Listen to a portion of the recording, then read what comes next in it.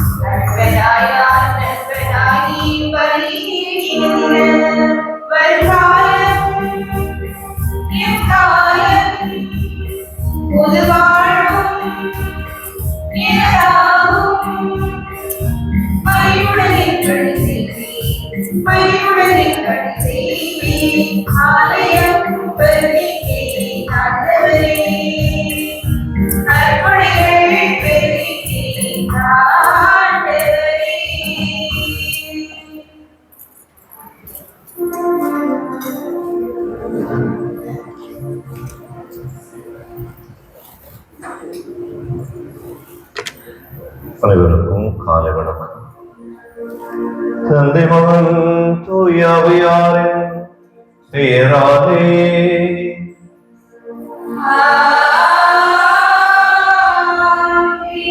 நம் ஆண்டவராகிய இயேசு கிறிஸ்துவின் அருளும் கடவுளின் அன்பும் தூயாவியாரின் நட்புறவும் உங்கள் அனைவரோடும் இருப்பதாக.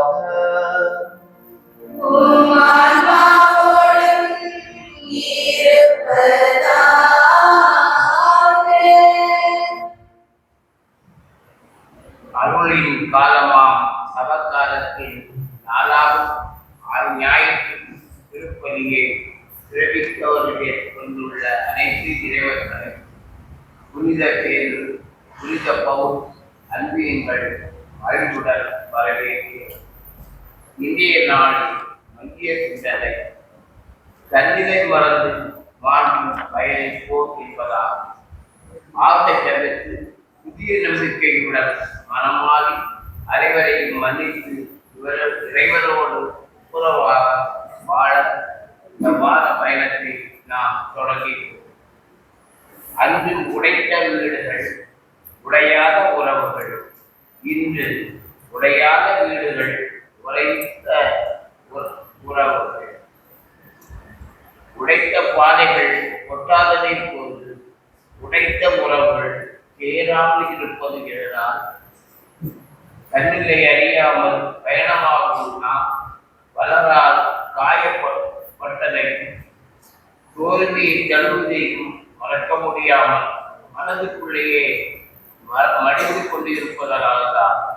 ஆனால் இந்திய நாடு ஆண்டவரோடு நம்மை ஒப்புரவாக அழைக்கிறது. வாழ்வோடு உறவாடுபவர் மன்னிப்பு அளிப்பவரை நம் ஏற்று நாம் விரலை மன்னித்தால்தான் விண்ணக தந்தையும் நம்மை மன்னிப்பார் என்று மத்தேயு 6:14 வாசிக்கிறோம். வழிவாங்கும் மனதை கொண்டிருந்தால் ஆண்டவரிடமிருந்து வழிக்கு வழியாகவே வற்றாக வரும். உடைந்த உறவுகள் ஒன்றுபட வேண்டும் என்றால் நாம் பிறர் வந்த துன்பங்களை மறந்து மன்னிப்போம். அன்பின் இறுதி விடுதத்தை மன்னிப்போம். நாம் ஏன் இறங்கி வர வேண்டும் என்று எண்ணாமல் இறைவனின் தாயராக மன்னிக்கின்ற மனநிலையை நம் குழந்தைகளுக்கு சொல்லிக் கொடுப்போம். ஊதாரி மகனை அன்போடு மன்னித்து தந்தையை போன்று நாமும் மன்னித்து வாழும் மனதை ஆண்டவரை என்று கேட்போம். உடைந்த உறவுகளை ஒன்று சேர்த்து அழகிய மலர் மாலையாய் கட்டுவோம். பக்தியுடன் நல்வாழ்வு மலையில் பயணித்தேன். இயேசுவில் அன்புமிக்க சகோதர சகோதரிகள், நம் திருமுழுக்கு நினைவாக நம் மீது கிடைக்கப்படும் நமது படைப்பாகிய தண்ணீரை புனிதப்படுத்தி அருளுமாறு நம் கடவுளாகிய ஆண்டவரை கெஞ்சி கொண்டாடுவோமாகும். அவரே நமக்கு உதவி அளித்து நாம் பெற்றுக்கொண்ட தூய ஆவிக்கு உண்மை உள்ளவர்களாய் நிலைத்திருக்க அருள்வாராக. என்றும் உள்ள எல்லாம் வல்ல இறைவா, வாழ்வின் ஊற்றும் தூய்மையின் தொடக்கவுமான தண்ணீர் வழியாக மக்கள் புனிதமடைந்து நிலை வாழ்வின் கொடையை பெற வேண்டும் என்று திருவுளமானேன். இத்தண்ணீரை புனிதப்படுத்தியுள்ளுமாறு உண்மை வேண்டுகின்றோம். ஆண்டவரை உமது நாளாக இன்று உமது அருட்காவலை பெற விரும்புகின்றோம். வாழ்வழிக்கு உமது அருளின் ஊற்றினை எம்மில் புதுப்பித்தருளும். இத்தண்ணீரினால் எங்கள் உள்ளத்தையும் உடலையும் தீமை அனைத்திலும் இருந்து காத்தருள்வீராக. இவ்வாறு நாங்கள் தூய இதயத்துடன் உண்மை அணுகி வரவும் உமது மீட்பை பெற்றுக் கொள்ளவும் தகுதி பெறுவோமாக. எங்கள் ஆண்டவராக கிறிஸ்து வழியாக உண்மை கொண்டாடுகின்றோம். எல்லாம் உள்ள இறைவா, தண்ணீர் வளம் பெற அதில் ஒப்பிட வேண்டும் என்று இறைவாக்கினர் எலிசா வழியாக கற்பித்தீர். உமது படைப்பு பொருளாகிய இந்த உப்பை பரிவிரக்கத்துடன் புனிதப்படுத்தியுள்ளோம். ஆண்டவரே, உப்புகலந்த தண்ணீர் தெளிக்கப்படும் இடமெல்லாம் தீயோரின் தாக்குதல் அனைத்தும் தோல்வியுற செய்வீராக. உமது ஆவியார் உடனிருந்து எங்களை இடையிறாது காத்துள்வாராக. எங்கள் ஆண்டவராக கிறிஸ்து வழியாக உம்மை கொண்டாடுகின்றோம்.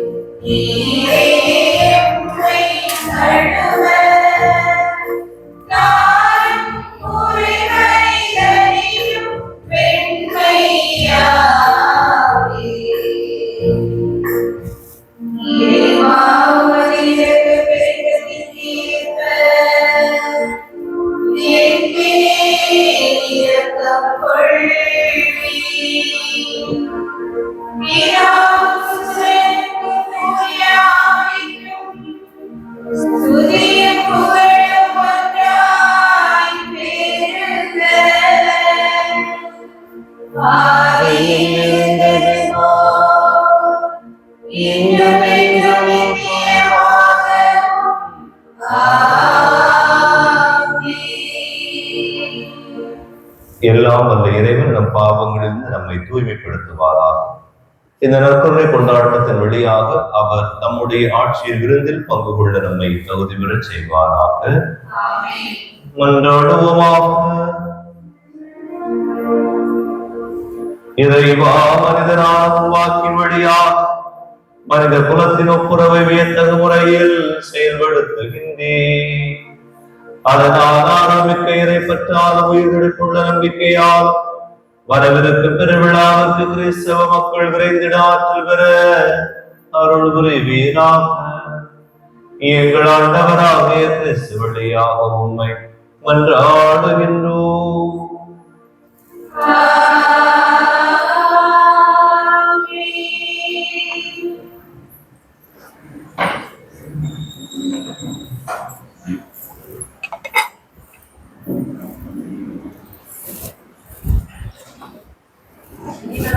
கொள்ளப்பட்டு மோசேக்கு பின் இஸ்ரேல் மக்களின் தலைவராக செயல்பட்டவர் யோசுவா. மோசேயின் மூலம் இஸ்ரேலை வழிநடத்திய அதே ஆண்டவர் இதை தொடர்ந்து யோசுவாவின் வாயிலாகவும் தம் மக்களுக்கு தாமே முன்னின்று போரிட்டு அவர்களுக்கு வெற்றியை அளித்தார் என்பதை யோசுவா இறைவாக்கினர் வாசகத்திற்கு செவிமடுப்போம். வாக்களிக்கப்பட்ட நாடு வந்து சேர்ந்த இறை மக்கள் பாஸ்கா கொண்டாடினர். யோசுவா நூலிலிருந்து வாசகம். அதிகாரம் 5 இறைவார்த்தைகள் 9 முதல் 12 வரை. அந்நாட்களில் ஆண்டவர் யோசுவாவிடம், இன்று எகிப்தியரை பழிச் சொல்லி உங்களிடமிருந்து நீக்கிவிட்டேன் என்றார். இஸ்ரவேலர் கில்காலில் தங்கினர். மாதத்தின் 14ஆம் நாள் மாலை எரிகோ சமவெளியில் பாஸ்கா கொண்டாடினர். பாஸ்காவின் மறுநாள் நிலத்தின் விளைச்சலையும் புளிப்பற்ற அப்பத்தையும் வறுத்த தானியத்தையும் உண்டனர். நிலத்தின் விளைச்சலை உண்ட மறுநாளிலிருந்து மன்னா நின்றது. இஸ்ரவேலருக்கு மன்னா மீண்டும் கிடைக்கவில்லை. கானான் நிலத்தின் விளைச்சலையே அந்த ஆண்டு உண்டனர். இது ஆண்டவரின் அருள்வாக்கு. இறைவனுக்கு நன்றி.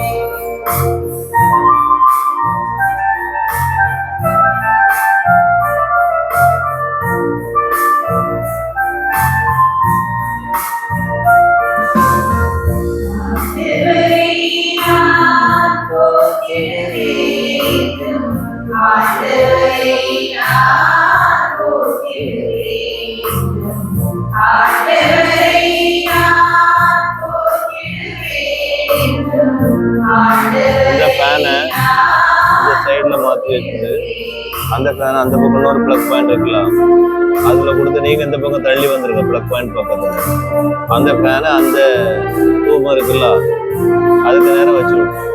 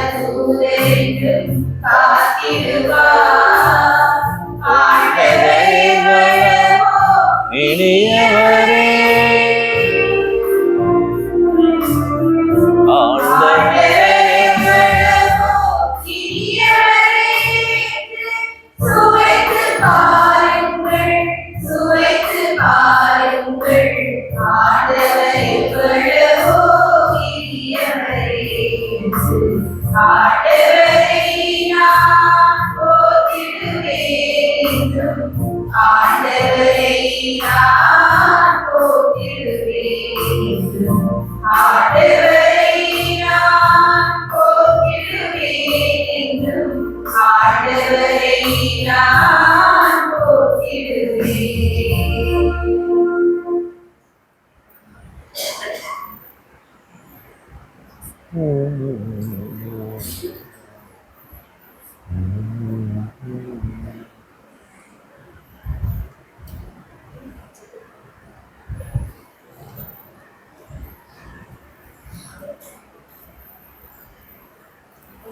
உடன்படிக்கையை தம் படிக்கும் கிறிஸ்துவின் படிக்கும் அடிப்படை பணியில் வரும் துன்பங்கள் குறித்தும் அப்பணிக்கான நோக்கம் குறித்தும் அந்நோக்கம் கிறிஸ்துவிடம் ஒப்புரவு ஆதல் இருக்கிறார்.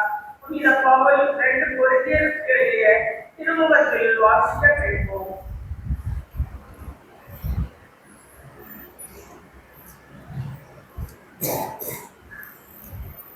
திருத்தூதர் பவுல் கொரிந்தியருக்கு எழுதிய 2ஆம் திருமுகத்திலிருந்து வாசகம்.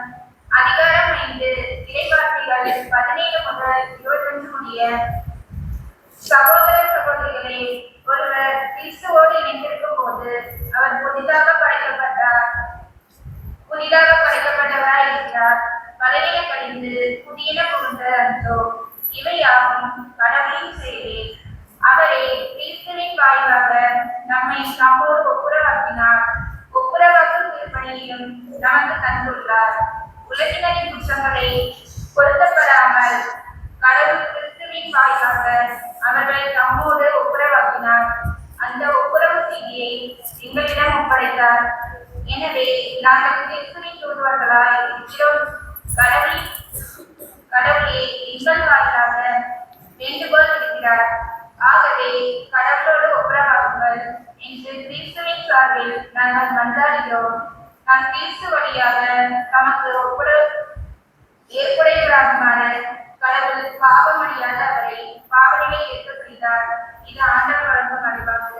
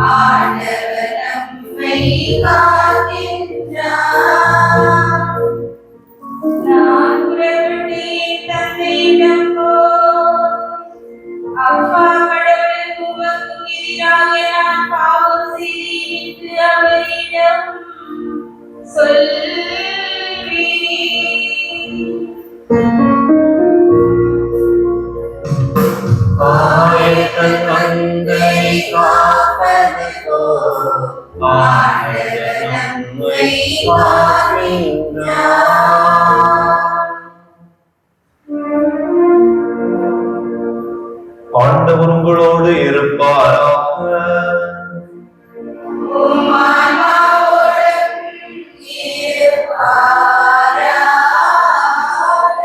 லூக்கா எழுதிய தூய நற்செய்தியிலிருந்து வாசகம்.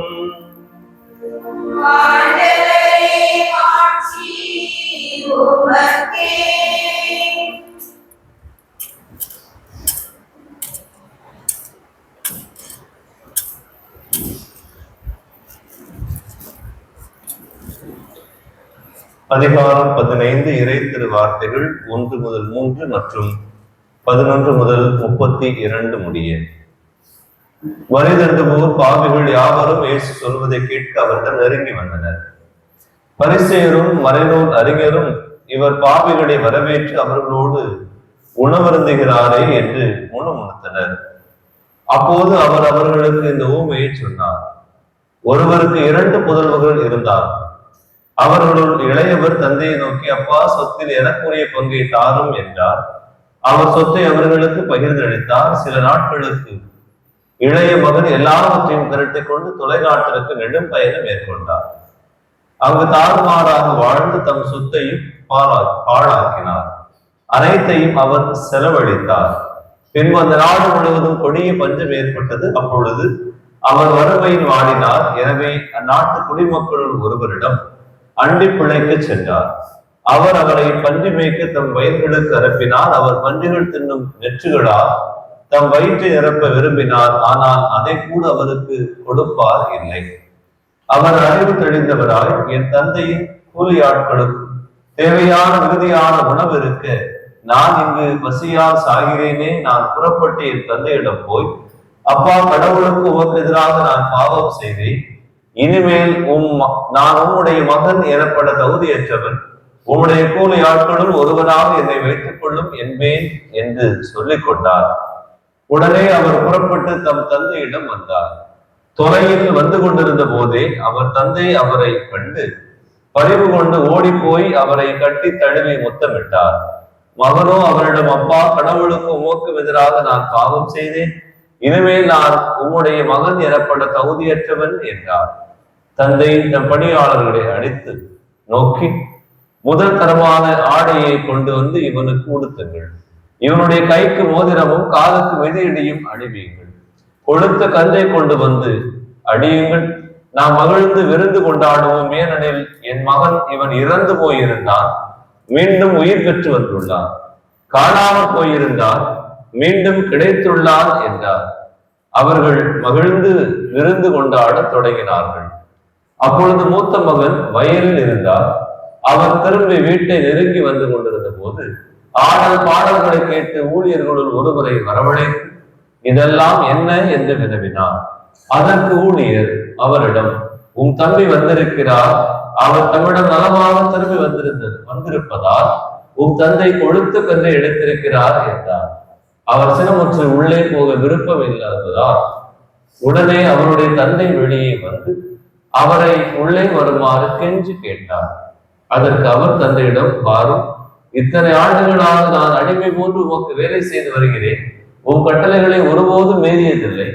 ஆயினும் என் நண்பரோடு நான் மகிழ்ந்து கொண்டாட ஒரு ஆட்டுக்குட்டியை கூட என்றுமே நீர் தந்ததில்லை. ஆனால் விலை மகளிரோடு சேர்ந்து உன் சொத்துக்களை எல்லாம் அழித்துவிட்ட இந்த உன் மகன் திரும்பி வந்தவுடனே இவனுக்காக கொழுத்த கன்றை எடுத்திருக்கிறீரே என்றார். அதற்கு தந்தை, மகனே, நீ எப்போதும் என்னோடு இருக்கிறாய். என்னுடையதெல்லாம் உன்னுடையது. இப்போது நாம் மகிழ்ந்து கொண்டாடி இன்புற வேண்டும். ஏனெனில் உன் தம்பி இவன் இறந்து போயிருந்தான், மீண்டும் உயிர் பெற்றுள்ளான். காணாமல் போயிருந்தான், மீண்டும் கிடைத்துள்ளான் என்றார். ஆண்டவரின் அருள் வாக்கு.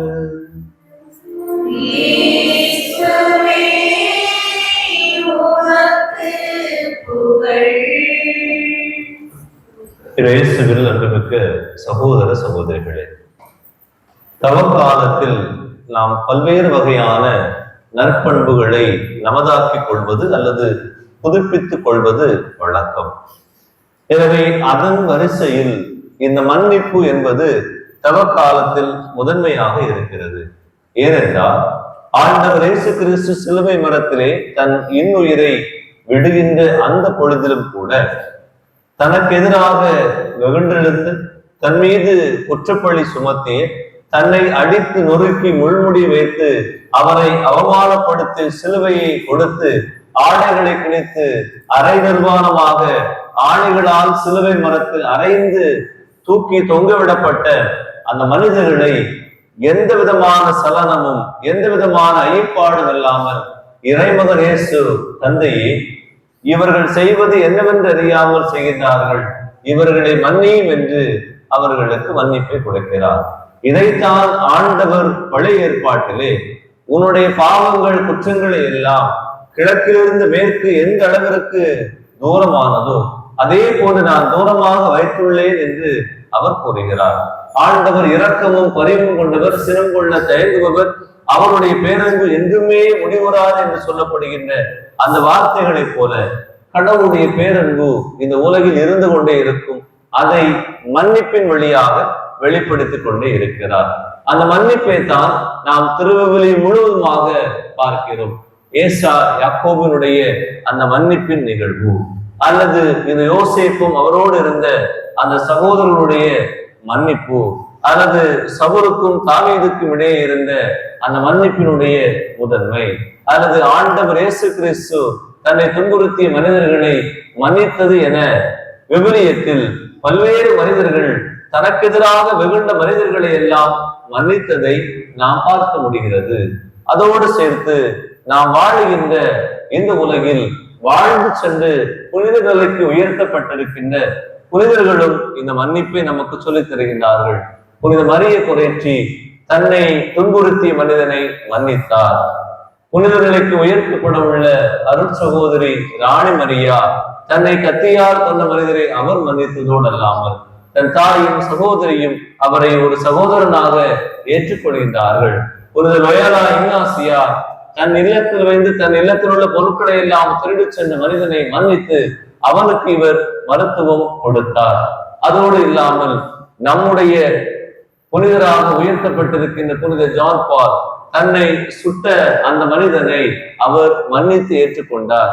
அன்னை தெரசாள் தன்னை பல்வேறு விதங்களில் அவதூறாக பழித்துரைத்து அவமானப்படுத்தி பேசிய அந்த கோவில் பூசாரியை மன்னித்து அவருடைய புண்களுக்கு இந்த தாயார் காயங்களை ஆற்றினார்.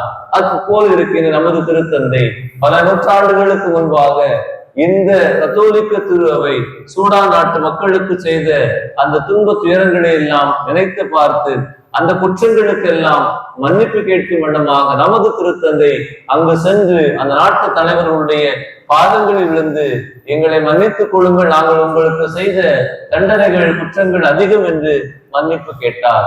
இவர்கள் வானத்திலிருந்து குதித்தவர்கள் அல்ல, இந்த உலகில் நம்மோடு பிறந்து நம்மோடு வாழ்ந்து சென்றவர்கள். நாம் யோசித்து பார்ப்போம்.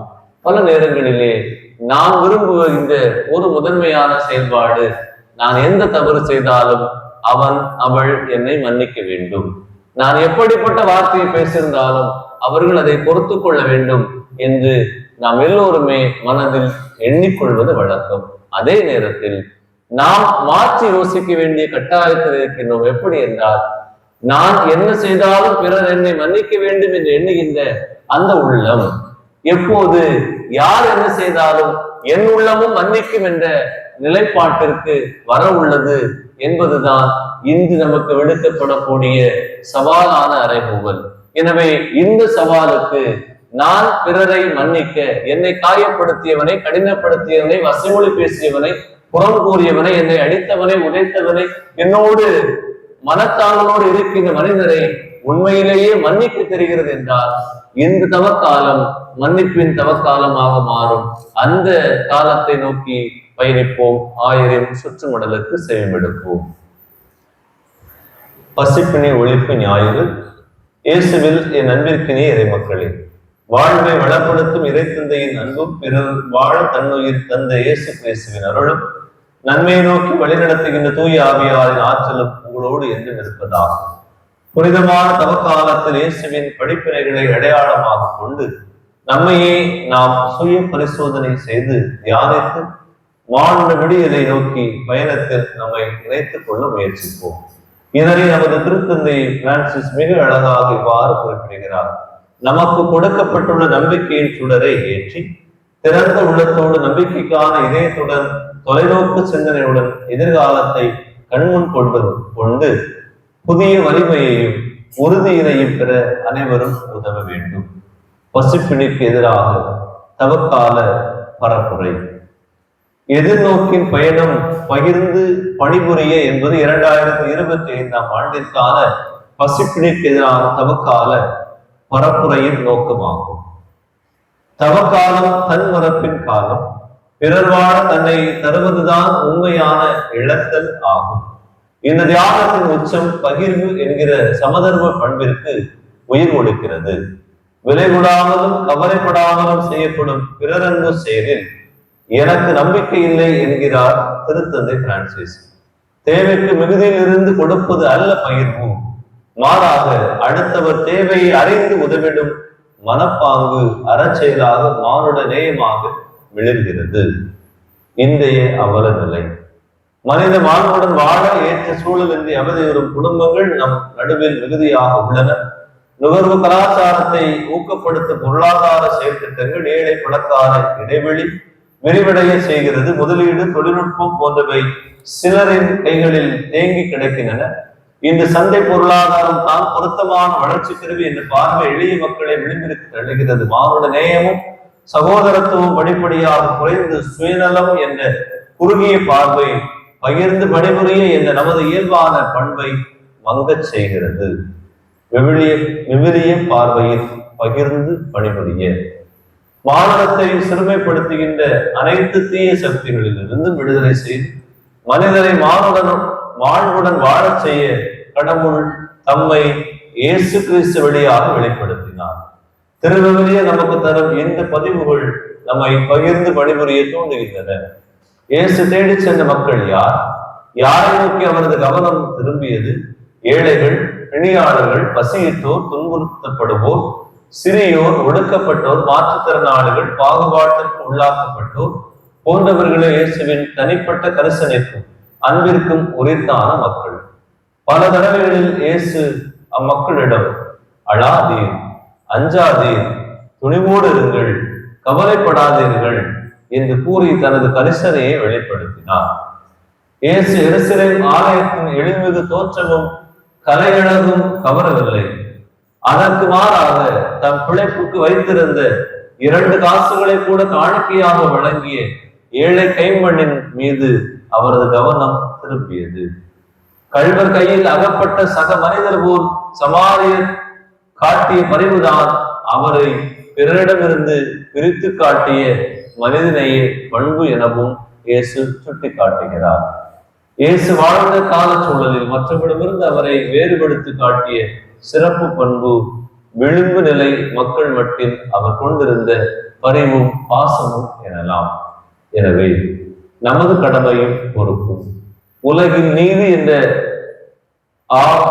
ஆவணத்தில் திருத்தந்தை 6ஆம் பவுல் நாம் அதிக மனித பண்புள்ள ஒரு உலகை, அதிக நீதியும் சகோதர உணர்வும் நிலவும் ஒரு உலகை உருவாக்க அழைக்கப்பட்டுள்ளோம் என குறிப்பிடுகிறார். இறைவனை தந்தையாகவும் அனைத்து மனிதரையும் சகோதர சகோதரிகளாக ஏற்று செய்தவன் வழியாக இறையாட்சியை செயல்முறையில் அறிவிக்க வேண்டும். அன்பு, நீதி, சமத்துவம், சகோதரத்துவம் ஆகிய நற்செய்தி மதிப்பீடுகளை வாழ்ந்து காட்டிய கிறிஸ்துவுக்கு சாட்சியாக திகழ வேண்டும். குறிப்பாக ஒடுக்கப்பட்டவருடன் வறியவருடனும் சிறப்பான முறையில் தன்னையை ஒன்றுபடுத்தி அவர்களது விடுதலைக்காக பாடுபடும் ஓர் இயக்கமாக செயல்பட வேண்டும் என வலியுறுத்தி கூறும் நமது கோட்டாறு மறை மாவட்டத்தின் கிறிஸ்தவ வாழ்வும் பணியும் என்ற ஏட்டின் வீரியமிக்க வரிகளுக்கு நமது பங்குகளில் செயல்படம் கொடுப்பது நமது பொறுப்பாகும். நமது பங்குகளில் எதிர்நோக்கை தேடி நமது உயிரை பணைய வைக்கும் புலம்பெயர்ந்தோர், இன பாலின அடையாளம் மற்றும் அறிவு சார்ந்த குறைபாடுகளோடு ஒதுக்கப்பட்டவர்கள், பிணியாளர்கள், போதைக்கு அடிமையானவர்கள், பெற்றோரை இழந்த குழந்தைகள், வறுமையினால் உயர்கல்வி மறுக்கப்பட்டோர், கைவிடப்பட்ட வயதானவர்கள், மாற்றுத்திறனாளிகள் மற்றும் திருநங்கைகள் ஆகிய சமூகத்தின் விளிம்பு நிலையில் உள்ள மக்களுக்கான திட்டங்களை பங்களவில் அதிகமாக முன்னெடுப்போம். பிறரன்பு பணியாற்ற நமது மறைமாவட்ட சமூக பணி மைய கோட்டாறு சமூக சங்கத்தின் KSS திட்டங்களை பங்களவில் செயல்படுத்த ஒத்துழைப்பு நல்கி இணைந்து செயல்படுவோம். பிறரன்பு பணியாற்றும் நமது மறைமாவட்ட சமூக பணி மையமான கோட்டாறு சமூக சேவை மைய பணியை போன்று பங்கு தளங்களில் ஏழைகளுக்கு நல திட்டங்களை உருவாக்கி நமது பங்கின் நிகர வருவாயில் 10% மாதந்தோறும் ஒதுக்கி அதை தனி வங்கி கணக்கில் சேமித்து அதை பங்களவில் அருள்பணி பேரவையோடு இணைந்து சீரிய முறையில் திட்டமிட்டு பாரபட்சமின்றி செயல்படுத்த பங்களவில் சமூக பணி செயல்பாட்டு குழுவை உருவாக்கிடவும் முயற்சி மேற்கொள்வோம். இயேசுவின் இறையாட்சி முன்மாதிரியை பின்பற்றி நாம் நற்செய்தி மையமாக கொண்ட அடிப்படை மாற்று தல திரு அவையை மாற்றுவோம். நமது மறை மாவட்டத்தில் ஒவ்வொரு ஆண்டும் சிறப்பிப்பது போல உலக திருவையோடு இணைந்து நமது கோட்டார் மறை மாவட்டத்தில் தவக்காலத்தின் 5ஆம் ஞாயிறை பசிப்பினி ஒழிப்பு ஞாயிறாக எல்லா கிளை பங்கு தளங்களில் கொண்டாட அன்போடு கேட்டுக்கொள்கிறேன். எதிர்நோக்கு ஏமாற்றம் தராது எனும் யூபிலி 2025ஆம் ஆண்டிற்கான திருத்தந்தை ஊக்க உரையை பசிப்பினியால் வாடுவோரின் பெயர் போக்கும் ஆக்கப்பூர்வமான மனிதநேய செயல்பாட்டின் மூலம் மெய்ப்பித்திட உங்களை அழைக்கிறேன். ஏப்ரல் 6 ஞாயிறு அன்று நமது ஆலயத்தில் சிறப்பு காணிக்கைக்கு ஏற்பாடு செய்து எல்லா குடும்பங்கள், அன்பியங்கள், திருத்தூது கழகங்கள், இயக்கங்கள், ஏனைய பிற பங்கேற்பு அமைப்புகளை சார்ந்த ஒவ்வொருவரிடமிருந்தும் காகித உரைகள் வழியாக தாராள நன்கொடைகளை பெற்றுக்கொண்டான சமூக சேவை சங்கத்தில் ஒப்படைத்து ரசீது பெற்றுக்கொள்ள அன்போடு கேட்டுக்கொள்கின்றேன். மிகச் சிறியோராக என் சகோதர சகோதரர்கள் ஒருவருக்கு நீங்கள் செய்ததெல்லாம் எனக்கே செய்திருந்த இயேசுவின் வார்த்தைகளை நம் தேவையில் இருப்போருடன் பகிர்ந்திட தூண்டுகின்றன. கிறிஸ்துவின் மனநிலையில் ஆயர் நசரேன் சூசை கோட்டார் மறை மாவட்டம் குறிப்பு இச்சுற்றுமடல் 30/3/25 ஞாயிறு அன்று அனைத்து ஆலயங்களிலும் நிறுவனங்களிலும் திருப்பலியின் போது வாசிக்கப்பட வேண்டும். அனைவரும் எழுந்து நமது விசுவாசத்தை அறிக்கையிட்டு சொல்வோம். மண்டலத்தில் படைத்த எல்லாம் வல்ல தந்தையாகிய கடவுளை நம்புகிறேன். அவருடைய ஒரே மகனாகிய இயேசு கிறிஸ்துவை நம்புகிறேன். இவர் தூய ஆவியாரால் கருவுற்று தூய கன்னிமரியால் பிறந்தார். போதியராகிய அதிகாரத்தில் பாடுபட்டு சிலுவையில் அறையப்பட்டு இறந்து அடக்கம் செய்யப்பட்டார். பாதாளத்தில் இறங்கி 3ஆம் நாள் இறந்தோரிலிருந்து உயிர் தெழுந்தார். விண்ணகம் சென்று எல்லாம் வல்ல தந்தையாகிய கடவுளின் வலப்பக்கத்தில் வீற்றிருக்கிறார். அவ்விடத்திலிருந்து வாழ்வோருக்கும் இறந்தோருக்கும் தீர்ப்பு வழங்க மீண்டும் வருவார். தூய ஆவியாரை நம்புகிறேன். தூய கத்தோலிக்க திருச்சபையும் புனிதருடைய சமூக உறவையும் நம்புகிறேன். பாவ மன்னிப்பை நம்புகிறேன். உடலின் உயிர்ப்பை நம்புகிறேன். இறை வாழ்வை நம்புகிறேன். ஆமென். நமது தேவைகள், மன்றாட்டுகள், விண்ணப்பங்கள் அனைத்தையும் இறைவன் திருப்பாத விண்ணத்திற்கு வேண்டுவோம். அன்பு தந்தையே இறைவா, என் திருச்சபையை வழிநடத்தும் திருத்தந்தை, ஆயர்கள், குருக்கள், அருள் சகோதரிகள், துறவரத்தார் அனைவரும் தங்களிடம் ஒப்படைக்கப்பட்ட மந்தையை தொடர்ந்து உம்முடைய இறை வழியில் நடத்தி செல்லவும் பற்றற்றவர்களாகவும் தூயவர்களாகவும் துலங்க வேண்டிய வரம் தர வேண்டும் என்று இறைவா உம்மை மன்றாடுகிறோம். நற்கருணை நாதரே எம் இறைவா, எம் பங்கு தந்தையை நிறைவாய் ஆசீர்வதியும். பங்கு மக்களிடத்தில் இறைப்பணி செய்யும் அவருக்கு நல்ல உடல் சுகத்தையும் செய்கின்ற இறைப்பணியில் எந்த இடையூறு இல்லாமல் அவருக்கு துணையாக இருந்து ஆசீர்வதிக்க இறைவா உம்மை மன்றாடுகிறோம்.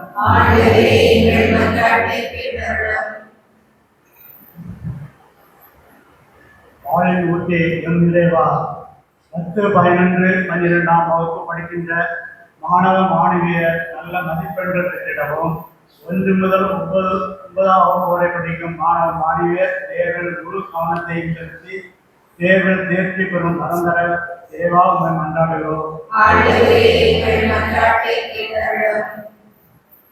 கருணை கடலை இறைவா, எம் பங்கில் நோயினால் வாடும் மக்களை தொட்டு குணப்படுத்திட வேண்டும்.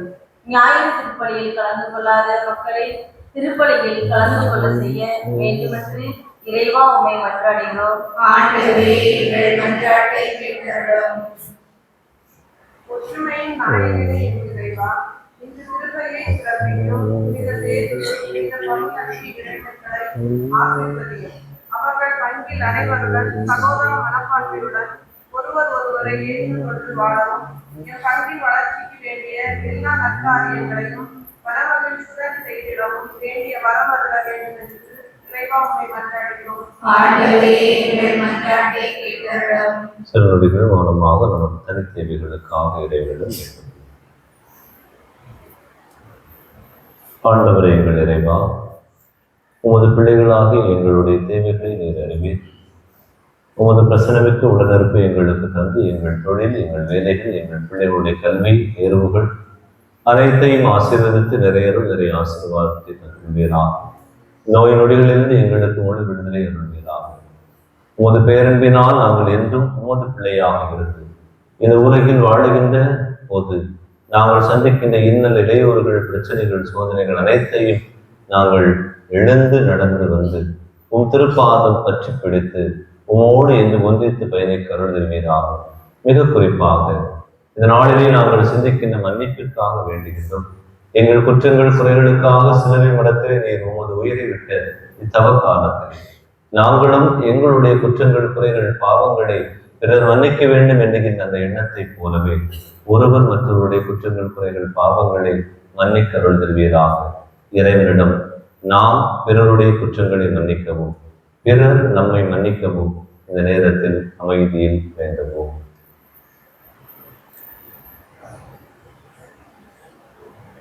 அப்பா, நான் தவறு செய்தேன்,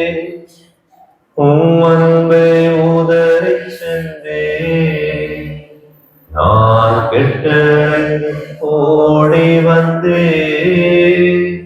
என்னை கண் பாரும் உந்தன் பிள்ளையா. அப்பா நான் தவறு செய்தேன், உம் அன்பை உதறிச் சென்றேன். நான் கெட்டடைந்து ஓடி வந்தேன் என்னை கண் பாரும் உந்தன் பிள்ளையா. மன்றாட்டுக்கு எங்கள் ஆண்டவராக கிறிஸ்து வழியாகவும் மன்றாடுகின்றோம். ஆமென்.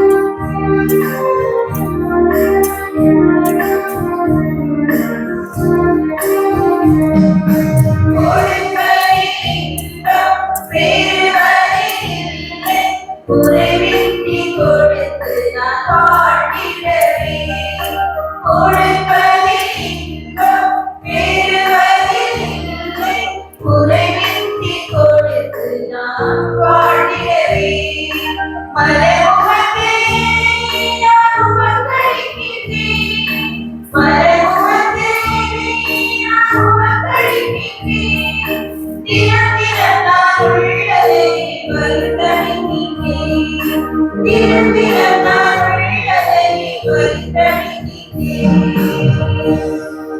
அன்புமிக்க சகோதர சகோதரிகளை நாம் அனைவரும் இணைந்து ஒப்புக் கொடுக்கிறது வரை எல்லாம் நல்ல இறைவனுக்கு எதிராகும்படி கொண்டாடுங்கள்.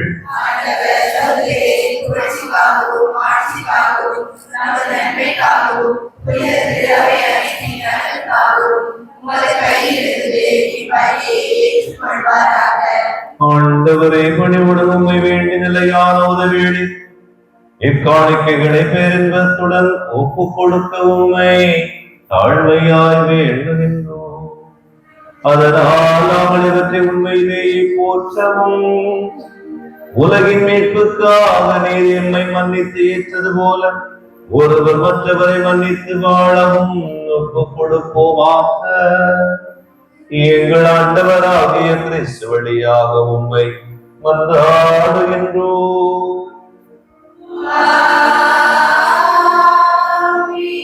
ஆண்டவர் உங்களோடு இருப்பாராக.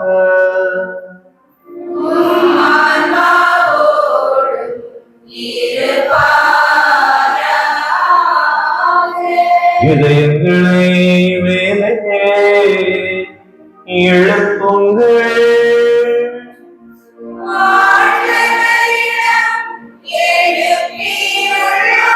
நம் இறைவனாகிய ஆண்டவருக்கு நன்றி கூறுவோம்.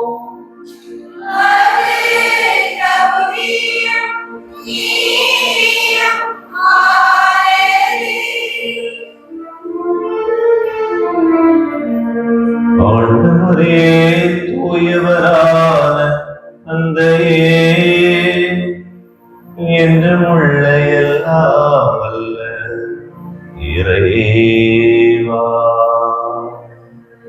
எங்கள் ஆண்டவராகிய கிறிஸ்து வழியாக எந்நாளும் எவ்விடத்திலும் நாங்கள் உமக்கு நன்றி செலுத்துவது மெய்யாகவே தகுதியும் நீதியும் ஆகும்.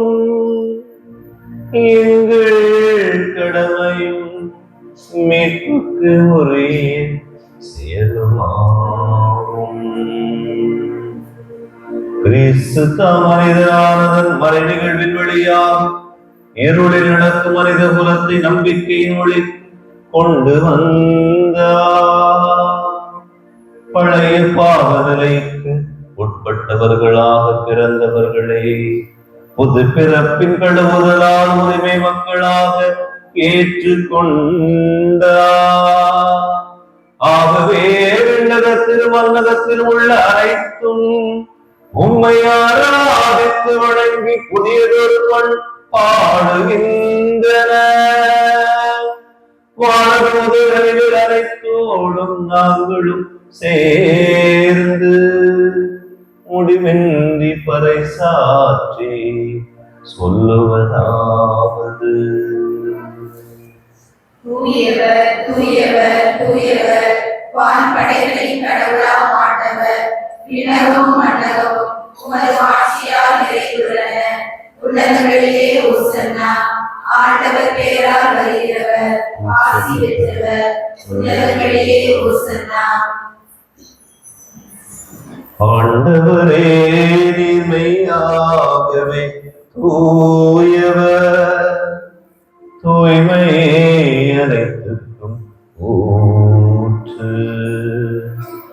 ஆகவே உம்முடைய ஆவியை பொழிந்து இக்காணிக்கைகளை தூய்மைப்படுத்த உம்மை வேண்டுகின்றோம்.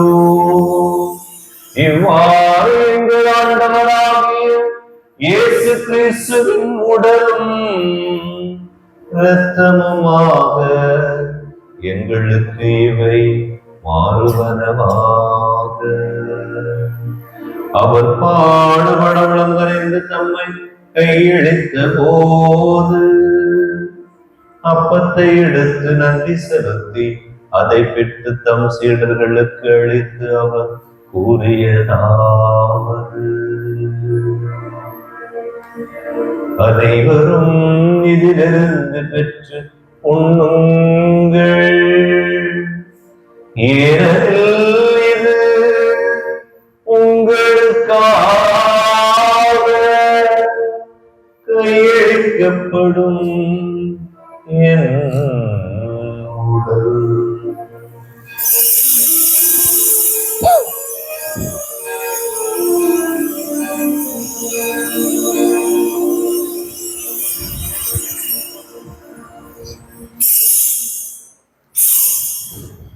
அவ்வண்ணமே இரவு விருந்தை அருந்திய பின்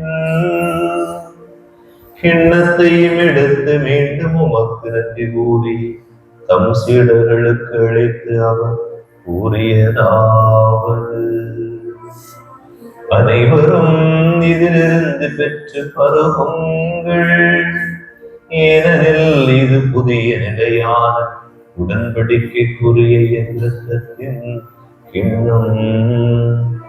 இது பாவ மன்னிப்பிற்கென்று உங்களுக்காகவும் பலருக்காகவும் சிந்தப்படும். இதை என் நினைவாக செய்யுங்கள்.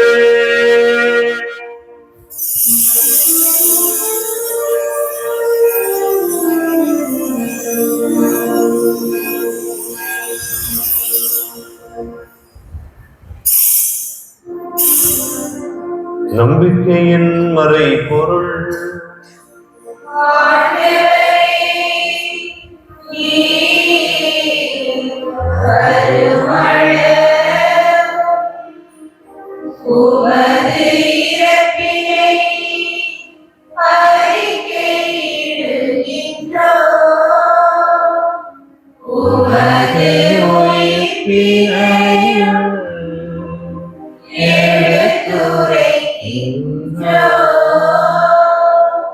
ஆகவே ஆண்டவரே, நாங்கள் கிறிஸ்துவின் இறப்பினை உயிர்ப்பினை நினைவு கூர்ந்து வாழ்வு தரும் அப்பத்தை மேற்பளிக்கும் கிண்ணத்தை உமக்கு ஒப்புக் கொடுக்கின்றோம். உம் திருமண ஊழிய புரிய தகுந்தவர்கள் என்னை ஏற்றுக்கொண்டு எனவே உமக்கு நன்றி செலுத்துகின்றோம். கிறிஸ்துவின் உடலிலும் இரத்தத்திலும் பங்கு கொள்ளும் எங்களை தூய ஆவியார் ஒன்று சேர்க்க வேண்டும் என உண்மை தாழ்மையுடன் நன்றாடுகின்றோம். இறைவா, உலகெங்கு பரவி இருக்கும் ஒரு திரு அவை நினைவு கூறுதலுடன் எங்கள் திருத்தந்தை பிரான்சிஸ், எங்கள் ஆயர் எல்லா திருநிலையினர் ஆகிய அனைவரோடு ஒரு திரு அவை அன்பில் நிறைவேறச் செய்துள்ளோம். உயிர்த்திடும் எதிர்நோக்குடன் தேவர்களும் எங்கள் சகோதர சகோதரிகளை இறந்தோர் அனைவரையும் இரக்கத்தோடு நினைவூர் நமது திருமுக முடியும் ஏற்றுள்ளோம். எங்கள் அனைவர் மீது இரக்கமாயிரும். இதோ உமது திருவுடல் திருத்தத்தின் முன்பாக முழந்தாள் படியிட்டு மன்றாடி கொண்டிருக்கின்ற இறைமக்கள் ஒருடைய மன்றாட்டிற்கும் கனிவுடன் செவி சாய்ப்பீராக. கடவுளின் தனித்தாயான புனிதமிக்க மரியா, அவருடைய கணவரான புனித யோசேப்பு, புனித திருத்தூதர்கள், எங்கள் பாச பாதுகாவல் தூயாகவும் அவருக்கு காட்சியெடுத்து அவரை திடப்படுத்திய தூண் அன்னை, இவ்வுலகிற்கு உகந்தவராய் இருந்தோர் ஆகிய புனிதர் அனைவருடனும் நாங்கள் நிலைவாழ்வில் பங்குடன் தகுதி பெற்றுவும் திருமகன் கிறிஸ்து வழியாக உம்மை புகழ்ந்தேற்று மரமருள்ள உம்மை மன்றாடுகின்றோம்.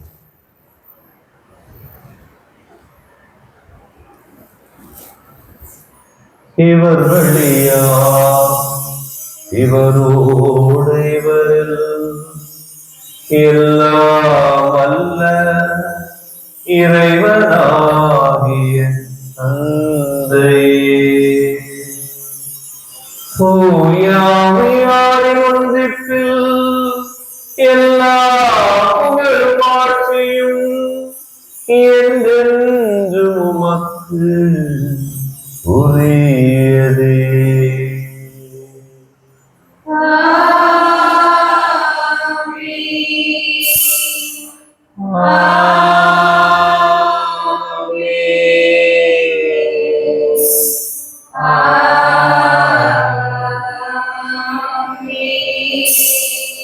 மீட்பரின் கட்டளை நாம் கற்பிக்க பெற்று இறைவனிப்பினை நாம் பயிற்சி பெற்ற நாம் அனைவரும் இணைந்து துணைந்து சொல்வோம்.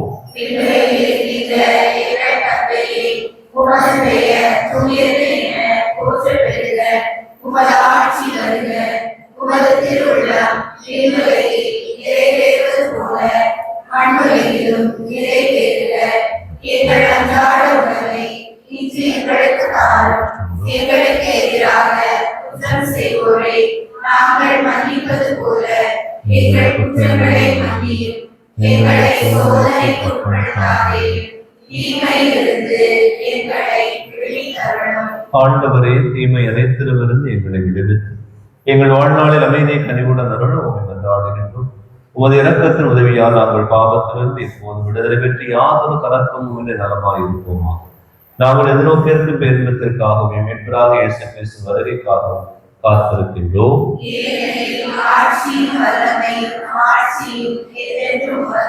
ஆண்டவரின் அமைதிக்காக மௌனமாக ஜெபிப்போம். ஆண்டவரை எங்கள் நிறைவா உமது பிள்ளைகளாக நாங்கள் அமைதிக்காக வேண்டுகின்றோம். எங்களை பிறர் மன்னிக்காமல் இருந்தாலும், எங்களால் பிறர் மன்னிக்கப்படாமல் இருந்தாலும் அது ஒருவர் மற்றவருடைய அமைதியை குறைக்கிறது. எனவே இந்த நேரத்திலே நாங்கள் ஏற்றுக்கொள்ளாத மனிதர்கள், எங்களை ஏற்றுக்கொள்ளாத மனிதர்கள் என பிரித்து வைத்திருக்கின்ற பாகுபாடுகளோடு இருக்கிற மனித உறவுகளுக்காக ஜெபிக்கின்றோம். அந்த பிரிவுகள் நிமித்தமாக எங்கள் உள்ளத்தில் அமைதி இல்லாமல் இருக்கிறது.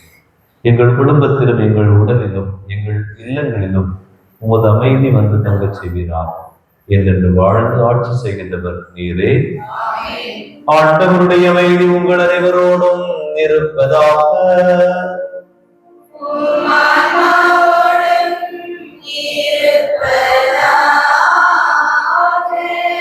ஒருவருக்கொருவர் பரிசு வழங்கும் அமைதியை பகிர்ந்து கொள்வோம். பாவங்களை போக்கும் இறைவனின் சிலையே, எங்கள் மேல் இரக்கமாயிரும். உலகின் பாவங்களை போக்கும் இறைவனின் சிலையே, எங்கள் மேல் இரக்கமாயிரும். உலகின் பாவங்களை போக்கும் இறைவனின் சிலையே, எங்களுக்கு அமைதி அளித்தருளும். இதோ இறைவனின் செம்மறி, இதோ உலகின் பாவங்களை எல்லாம் போக்குபவர். இந்த செம்மறியின் திருவிருந்திற்கு அழைக்கப்பெற்ற நாம் அனைவரும் பேறு பெற்றோம்.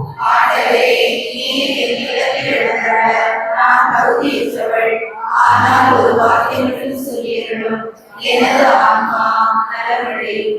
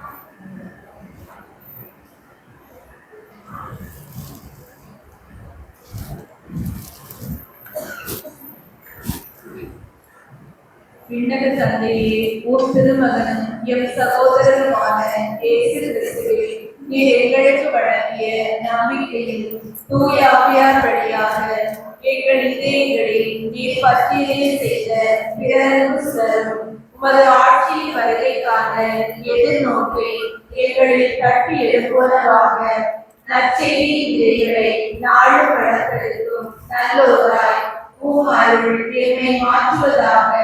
தீமை நாட்கள் மறைத்து உம் ஆட்சி நீடித்து ஒளிவு பொருட்டு மாநில உள்ளங்களும் முழு அண்டவெளியும் புதிய விண்ணகம் புதிய மண்டகம் நோக்கிய காத்திருத்தலில் மாற்றம் பெறுவனவாக.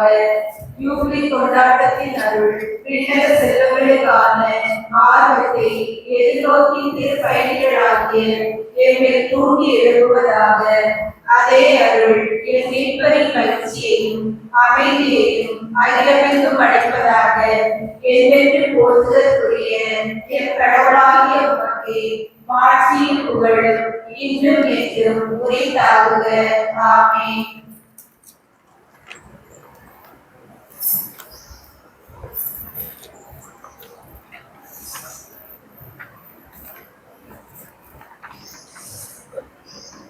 அறிவிப்புகள் இந்த நாள் வழிபாட்டை சிறப்பித்த பிறகு பேதுரு பவுல் ஆகிய அன்பியரை மக்களுக்கு நன்றிகளும் வாழ்த்துக்களும் பாராட்டுகளும். வருகிற ஞாயிறு வழிபாட்டை சிறப்பிக்க வேண்டியவர்கள் நமது பங்கில் உள்ள பக்த சபை ஒருங்கிணைத்தார். சென்னை ஞாயிறு காணிக்கை ரூபாய் 4153. இன்று திருப்பலி முடிந்தவுடன் 4ஆம் வார சிறப்பு வழிபாடாக நமது பங்கில் முன்னெடுக்கின்ற தொடர் நற்கருணை ஆராதனை நடைபெறும். எனவே அந்த தொடர் நற்கருணை ஆராதனையில் அனைவரும் பங்கெடுக்க உங்களை அன்போடு கேட்டுக்கொள்கின்றேன். அதனது அட்டவணை பின்வருமாறு: 8:30 மணி முதல் 9 மணி வரை அன்பியங்கள் 7-8, 9 மணி முதல் 9:30 வரை மறைக்கிரி மன்ன மற்றும் பாலசிறார், 9:30 மணி முதல் 10 மணி வரை திருவழிபாட்டு குழு அன்பிய ஒருங்கிணையும், 10 மணி முதல் 11 மணி வரை 4-5 அன்பியங்கள், 11 முதல் 12 மணி வரை 2-3 அன்பியங்கள், 12 மணி முதல் 1 மணி வரை 1-6 ஆகிய அன்பியங்கள், 1 மணி முதல் 2 மணி வரை உள்நாட்டு மீனவர் அமைப்பினர் மரியாயன் சேனை போர்ப்பின் இயக்கம், 2 மணி முதல் 3 மணி வரை இந்த வின்சென்ட் தே பவுல் திரு இருதய சபையினர், 3 மணி முதல் 4 மணி வரை பாடகர் குழு பீடச் சிறுவர்கள் OCS மற்றும் இளையோர், 4 மணி முதல் 5 மணி வரை கிருஷ்ணன் கோயில் பங்கு இறை மக்கள், 5 மணி முதல் 5:45 மணி வரை மீனாட்சிபுரம் பங்கு இறை மக்கள் ஆகும். எனவே இந்த அட்டவணையின்படி பங்கு மக்கள் ஆகிய நீங்கள் ஒவ்வொருவரும் இணைந்து வந்து ஏற்கனவே உங்களுக்கு கொடுக்கப்பட்டிருக்கின்ற தலைப்புகளின் அடிப்படையில் தயாரித்து நற்கருணை ஆண்டவரை நோக்கி மன்றாடி அவரது இரக்கத்தையும் அவரது உடனிருப்பையும் பெற்றுக்கொள்ள நாம் வேண்டுவோம். இது மாலை 5:45 மணிக்கு இந்த நற்கருணை ஆராதனை முடிந்த பிறகு நற்கருணை பவனியானது நமது ஊர் சுற்றி நடைபெறும். எனவே 3 இடங்களில் ஏற்கனவே நற்கருணை ஆண்டவருக்குரிய பீடங்கள் ஏற்பாடு செய்ய சொல்லியிருந்து, எனவே அந்தந்த அன்பியங்கள் பொறுப்புடன் தயாரிப்புடன் மிக அழகாக சிறப்புமிக்க பலிபீடங்களாக அவற்றை ஏற்பாடு செய்ய உங்களை அன்போடு வேண்டிக் கொள்கின்றேன். பவனியில் பங்கெடுக்கின்ற போது உங்களுக்கென பாடல் பாடுகின்ற பாடல் புத்தகங்கள் வழங்கப்படும். அவற்றை வழிபாடு முடிந்தவுடன் நீங்கள் கொடுத்து செல்ல அன்போடு வேண்டிக் கொள்கின்றேன். அடுத்த ஆண்டும் அவை பயன்படுத்தப்படும்.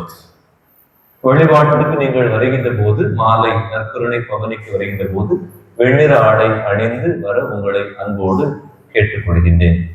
இந்த நற்கருணை பவனியானது நமது ஊர் சுற்றி வருகின்ற இடங்களில் அந்த இடங்களை தூய்மையாக வைத்துக் கொள்ளவும் நல்ல முறையில் அலங்கரித்து வைத்துக் கொள்ளவும் உங்களை அன்போடு கேட்டுக்கொள்கின்றேன்.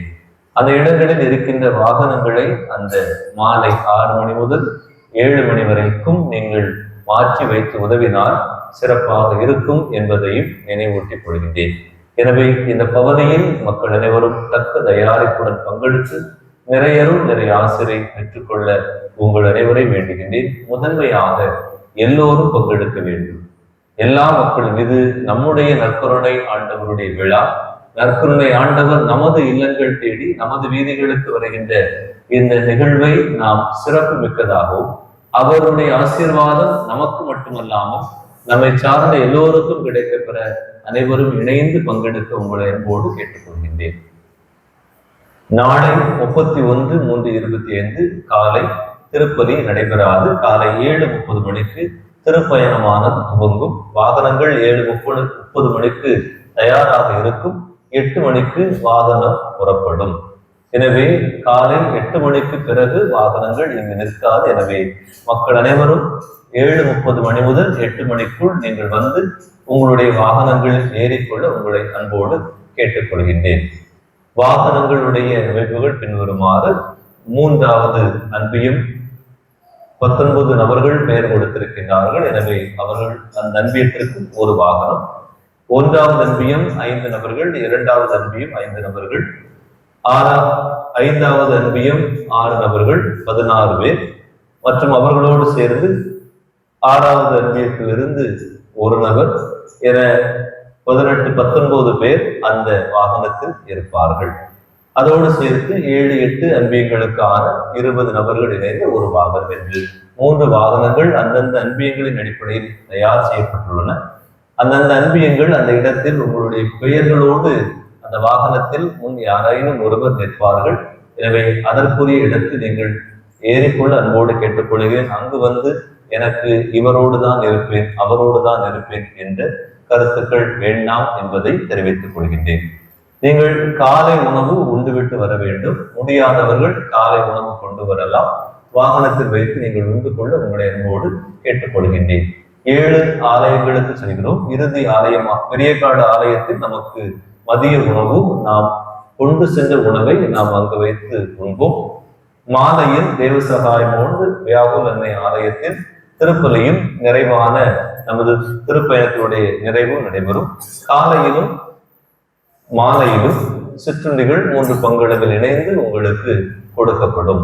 எனவே இந்த சிற்றுண்டிகளோடு சேர்த்து உங்களுக்கு ஒரு பாட்டில் தண்ணீரும் தரப்படும்.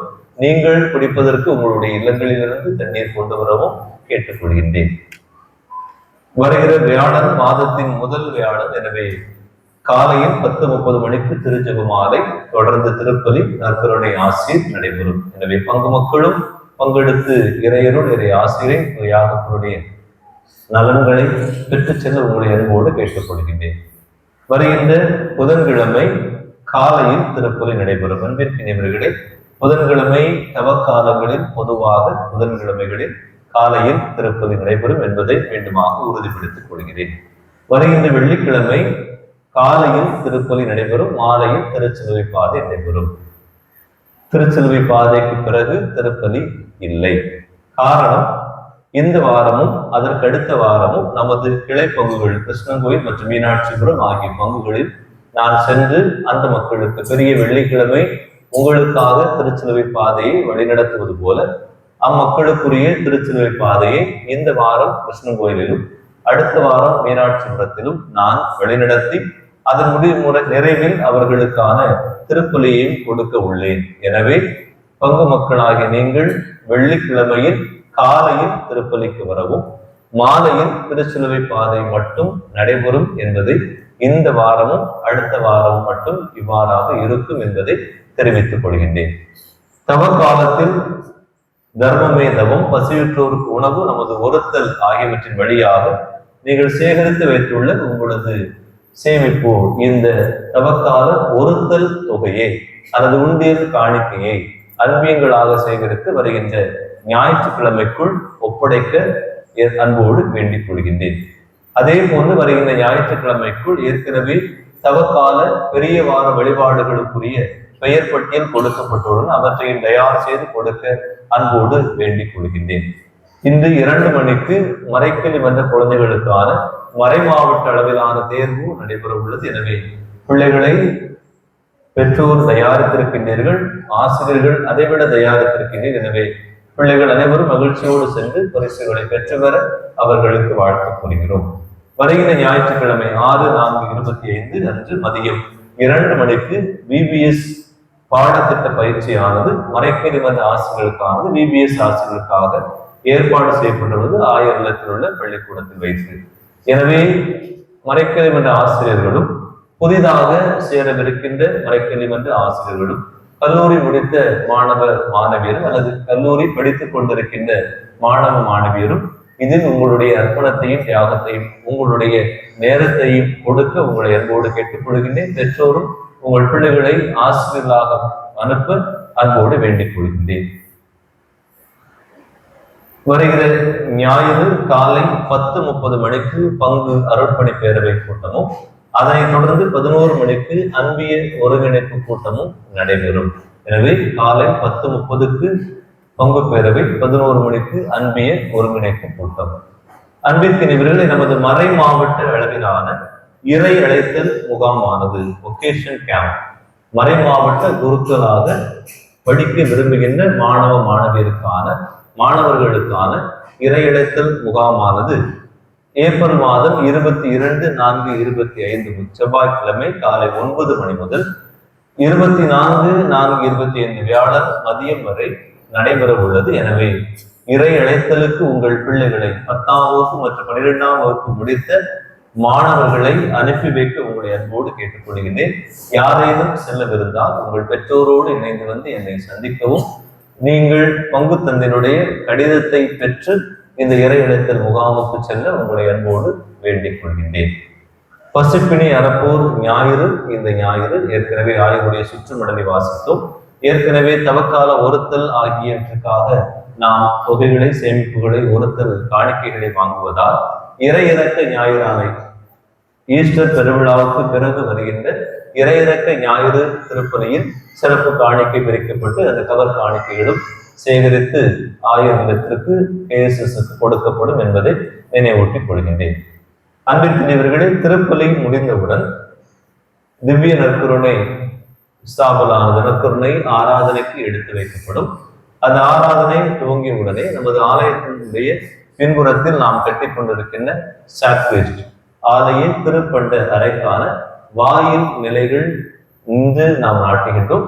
எனவே முடிந்தவர்கள் சத்தங்கள் போடாமல் இங்கு நற்கருணை ஆராதனை நடைபெறும். பின்புறத்தில் எளிமையான முறையில் இந்த வாயில் நிலைகளை நெடுதலை நாம் நடத்த உங்களை அன்போடு வேண்டிக் கொள்கின்றேன். நமது மறை மாவட்டத்தில் உள்ள saint Antony school and college of nursing அதில் மாணவர் சேர்க்கைகள் துவங்கி உள்ளன. எனவே மாணவர் சேர்க்கைக்கான படிப்புகள் diploma in general nursing and midwifery மற்றும் அது 3 ஆண்டு பட்டய படிப்பு, பிஎஸ்சி நர்சிங் 4 ஆண்டு பட்டய படிப்பு. இதற்காக விண்ணப்பிக்க விரும்புகின்றவர்கள் வருகின்ற 2-4 செவ்வாய்க்கிழமை முதல் Saint Antony's school and college of nursing இந்த கல்லூரிக்கு சென்று உங்களுடைய விண்ணப்ப படிவங்களை பெற்று அவற்றை பூர்த்தி செய்து கொடுக்க உங்களை அன்போடு கேட்டுக்கொள்கின்றேன். மன்றாடுவோமா.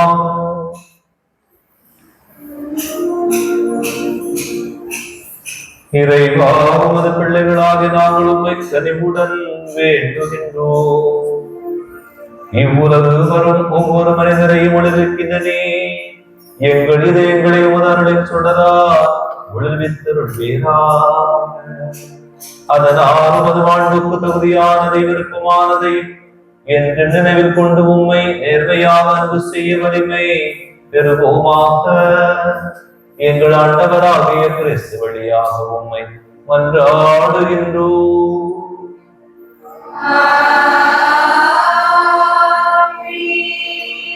ஆண்டவர் உங்களோடு இருப்பாராக.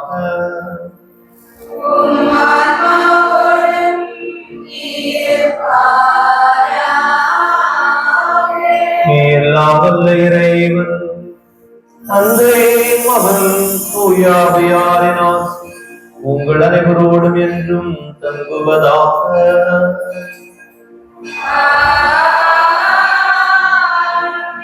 கிறிஸ்துவின் சாட்சிகளாய்ந்து வாழ சென்று வாழுங்கள்.